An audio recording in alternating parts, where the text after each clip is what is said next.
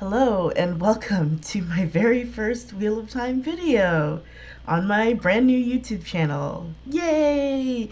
This has been something that I've been meaning to do for months now.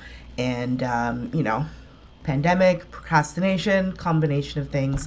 But when I saw how close I was to 1,000 followers on Twitter, which is insane, but thank you. When I saw how close I was, I figured, okay, this is a little extra incentive. It gave me the final push that I needed to pull the trigger on this, so to speak. So for those of you who don't know, my name is Kat, otherwise known as Nineve's Wifey over on Twitter. I'm pretty active on there on Twitter of Time. I've been there for about maybe a year and a half now, something like that. So just around the time when the show was first announced, which was back in 2019, I think, which is insane to think about right now.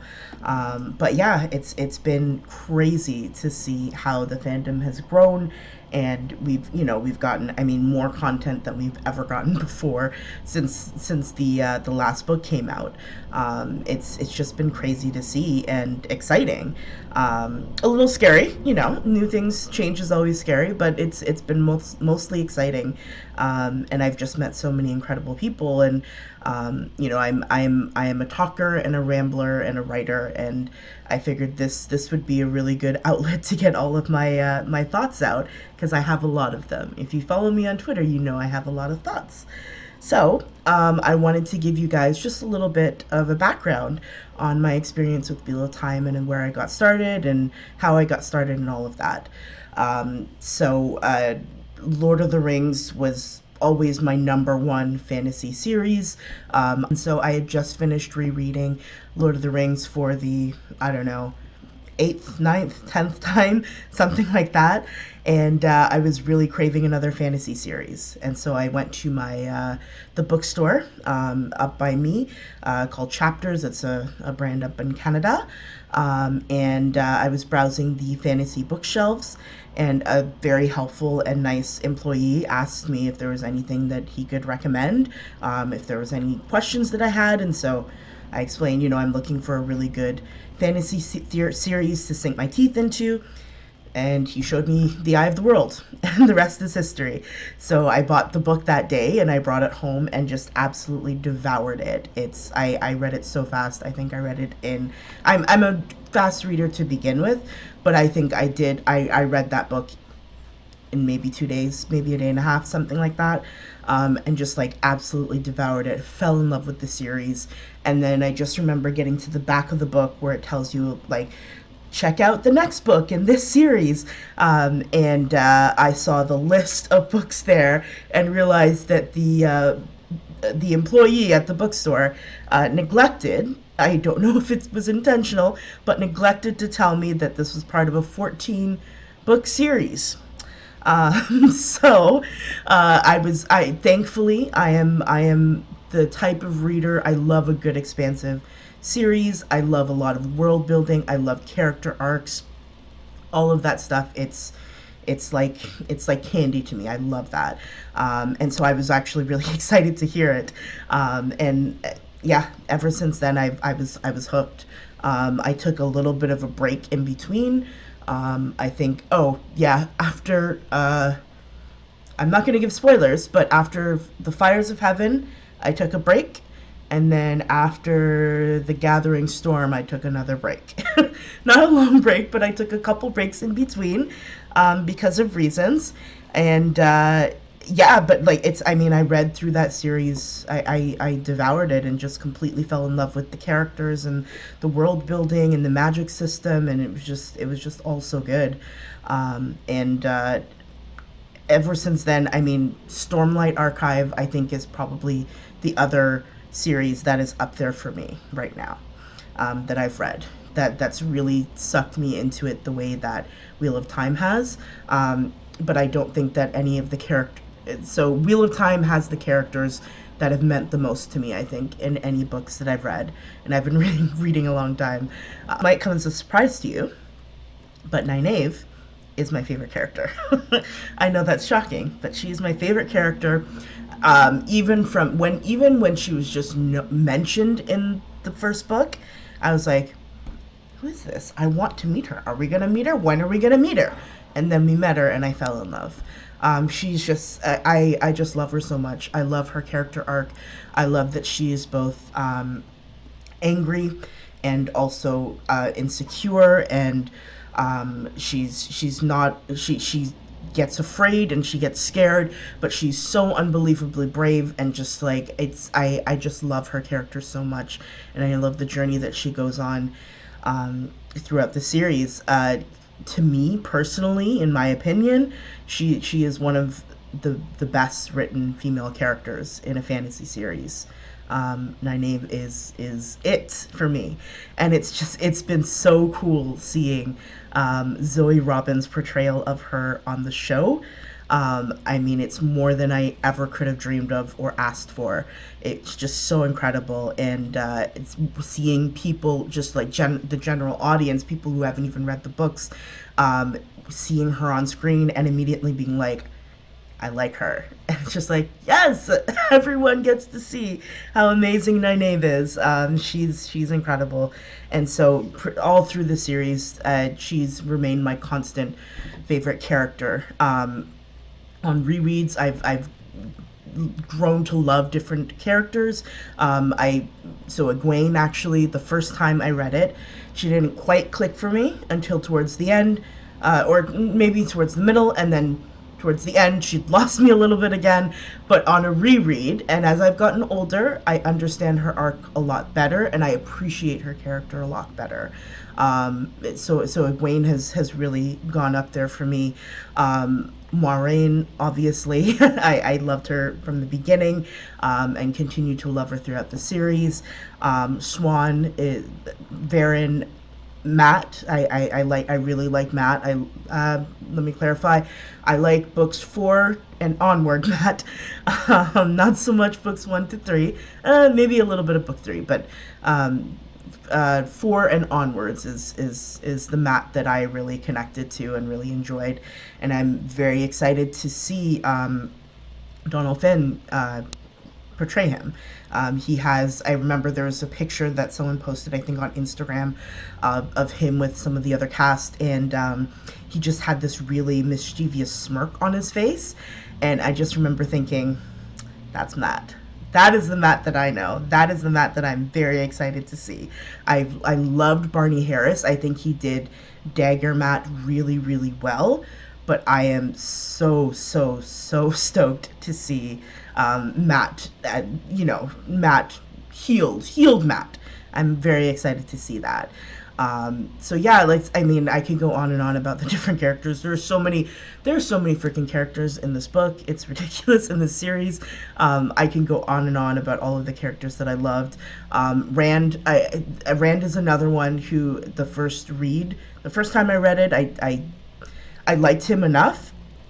But it took me a little bit to really click with this character, and then on rereads, my second reread, I liked him even more. I'm in the middle of a third reread of the series, and this is hitting. It's good stuff, and I love Yosha's performance as him is fantastic. I think it's dead on. I cannot wait to see The Descent. So I wanted to talk too a little bit about season 1, and just some of my thoughts and my impressions about the show. I've talked a lot about season 1 on my Twitter account, but Twitter, it's only a certain amount of characters that you get to get your point across, which never causes any problems online. It never causes any misunderstandings, right? But yeah, season 1, I have been genuinely and honestly impressed with it. First seasons of shows, they are notoriously shaky. They are tricky things to get right because everything is new. The cast, cast is still trying to figure out how they gel together.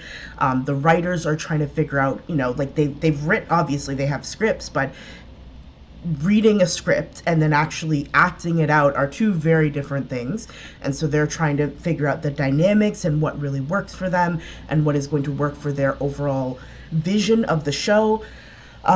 So season 1's they're tricky and they are rocky, and I've been impressed. with Wheel of Time season 1. I think it really does it it really does show that Rafe has put a lot of thought into this show, and he really is going at it as like through the lens of this is the entire series that we are adapting. It's not just book by book, which is, I think, the perfect way to do it. Because you can, I think you just get a lot more out of it. And also, if they were doing book by book, the show would go on forever. Not forever, but a really long time. And I think this way of doing it is just really, really smart. And I think that's cut down, at least in my opinion, it's cut down on some of the season oneness that can happen with new shows, especially with new fantasy sci-fi shows. And so I've honestly been really impressed, just with everyone's commitment to getting the soul of the series in the show, and I think that's really come across. One of my favorite aspects of the show is the characterizations. I think the casting on this show, the characterization is dead on, and that goes a really, really long way. I mean, I wasn't, some of the plot points I wasn't a fan of, but the characterization made up for it 100%. I mean, Marcus Rutherford as Perrin, he is Perrin to me. He is up there with Zoe Robbins as Nynaeve. I think he's killing it, and I can't wait to see what he does with Perrin next season. I'm really excited to see that. Obviously, Rosamund Pike, I mean, as soon as she was cast, I knew that she was going to be amazing. Daniel Henney, I'd seen him in Criminal Minds before, and so I knew that he would do well as Lan. I was not aware of how well he was going to do as Lan, and so I've been really enjoying him. I love him and Rosamund Pike just play off each other so well. It's really, really fascinating and heartwarming to see. And so I've really been enjoying his performance. Even the some of the minor characters that they have, like, I mean, we've all talked about Kate Fleetwood as Leandrin, and how we're all in our feelings about how much we love Leandrin and how much she's made us love Leandrin. She is fantastic. It's so cool to watch, and the same with Priyanka as Alana. It's been fantastic. And obviously Sophie Okonedo, she was the other one. When I heard she was cast, I was like, oh, this is gonna be good, and it was good. And so yeah, I've just been really impressed with the casting decisions. It's obvious that they are they're not just going by physical appearance, which is all well and good. Like, I understand you wanna get the look right as well, but I think like the more important part is making sure that the person who's portraying them, because they can look like who we think the character is supposed to be all they want, but if they're not getting across the soul of that character, it means nothing. Like, I know a lot for some people, when Swan was cast, when Sophia Okonedo was cast as Swan, a lot of people were like, well, that's not how she is in the description of the books, and da da da da. And okay, fine, but then once we got to the episode with her and saw her as both the Amerlin Seats and then also as Swan Sanche, as in her scenes with Maureen, it's so obvious that she got who Swan is, and it's been such a joy to see just all of the cast really, really embrace their characters and really show a commitment to bringing across the soul of the characters from the books. And so that's been really amazing to see. Another thing with the season is the set design has been outstanding. I've been loving it. Shadar Logoth, particularly, I was so blown away with it. It was more than I was hoping for, honestly. It really gave across the the vibe of a dead city, and also like a malicious city. And just like as soon as they entered, I mean, I knew what was going to happen, but even when they entered, I was like, no, no, no, get out, get out, get out, it's not good. And so I just think they've done a fantastic job with that, and just using natural locations as much as possible. Some of the cinematic shots that they've gotten are just breathtaking. I cannot wait to see the Aiel Waste in season 2 and onwards. That's going to be amazing. Yeah, it's just the set design has just it's been really good. The costuming, amazing. One of my favorite scenes of the entire season are the scenes in the hall with all of the sitters in the Ajas, and just seeing all the different variations in their costumes, and seeing like being able to pick the similarities between different costumes, and realizing, oh, they're from the same place, they're wearing different colors, but they're from the same place. And just like, it's the thought and the thought that has gone into the show. It made me emotional sometimes thinking about it, because it's obvious that everyone involved just cares so much about what happens with this show, and it makes me care even more. And that's why when people say that, oh, they don't care, they don't care about the books, they just want to do whatever they want, no. So plot wise, one of the things that I was really happy about is, and I know there are people that disagree with this, but one thing that I was really happy with, and I think in the long run will be, it will benefit the show a lot. I like that they introduced the Tower politics now, as a foundation. Not a lot of it, but enough so that people are aware, like, okay, there's this political structure that is present here. There's some stuff going on. I don't know exactly what it is, but there's some stuff going on. And they said, I'm impressed with how much they have set up.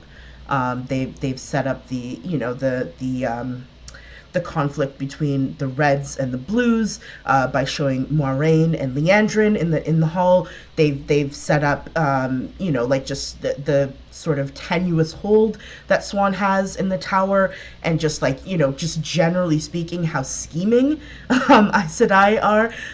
Yeah, I've just been really impressed with it, and I think it's important that they set that up now, because let's be honest, most of the main characters in the show, or in the series, I should say, they are directly tied to the Tower politics. And it is a decent part, pretty much that middle chunk of the series. It is very, very heavily impacted by the Tower politics. And so I think it's really important to get into it now, as opposed to waiting until season 2, or God forbid season 3, to introduce some of those dynamics. And let's face it, it's interesting. I understand it's not everyone's cup of tea, but I think for general audience, it's interesting. It's good stuff. It's drama. Who doesn't like drama, right? And then just the last thing that really stood out to me, in terms of, things I liked in season 1, I liked the channeling a lot. I was not expecting, I'll be honest, I didn't have high hopes with the channeling. I think sometimes in fantasy shows, anytime there's magic, it can go the corny route. It can go the corny route, and it just doesn't look good. But I really liked how they've done channeling on the show. I kind of hope, this is what I'm hoping, ever since, I think it was maybe a month or so ago, there was like a video, or like an animation that someone released showing different colored weaves. I hope that is something that they do later in the show. And like, I think it would be doable even now, just as Nynaeve and Egwene are learning in the Tower, and learning about new weaves and what they do, and how it works, and they just start introducing colors into it. And so as they're learning, the audience is learning as well.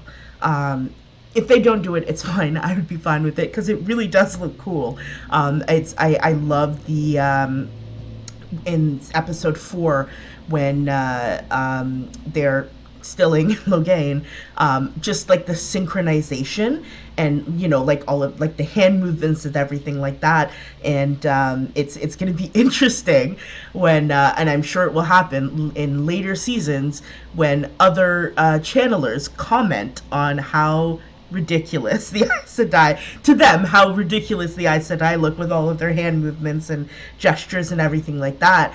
And then just seeing the contrast between Nynaeve channeling and Logain channeling, where they're just there and they're just doing it, and it is explosive and it is powerful, and so it's going to be really interesting to see them get into the intricacies of channeling, and just learning more about it just in general, and seeing it play out on screen. That's going to be really exciting, I think. I'm so looking forward to it, and I'm realizing now this is going to be 2 videos, because I was about to go on to talk about season 2 a little bit and my thoughts about season 2, but I've just realized this video is already 20 minutes or so. So I'm going to do a second video. I'm not sure when. I'm still trying to figure out a schedule for releasing videos. It really is going to depend. But the second one, it will probably be in another week and a half or so. But I'll post on my Twitter. Yeah, I'll post on my Twitter when I'm gonna have that up and ready for you guys.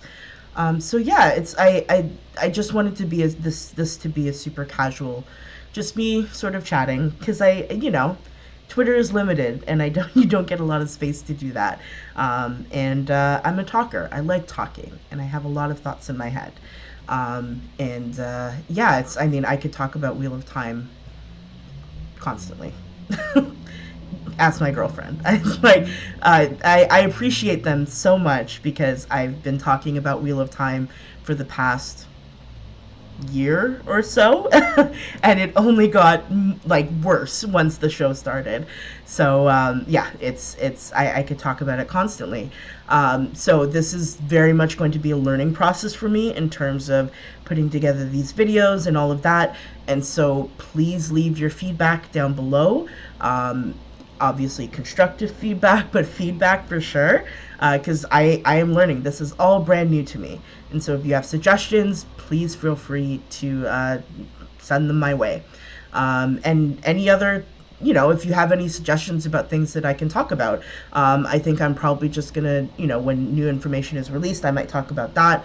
I'm thinking about doing videos and sort of my thoughts about individual episodes. And so that is something I've been playing around with as well. But yeah, we'll see. I just want to keep this kind of casual and not put too much pressure on myself, because I can get very easily overwhelmed and I don't want that to happen. I want this to be a fun thing. So yeah, leave comments down below, any suggestions that you have. This has been so much fun. Like I said, I could talk about Wheel of Time constantly. So in lieu of a cool closing tagline that I haven't figured out yet, I will just say goodbye. See you later.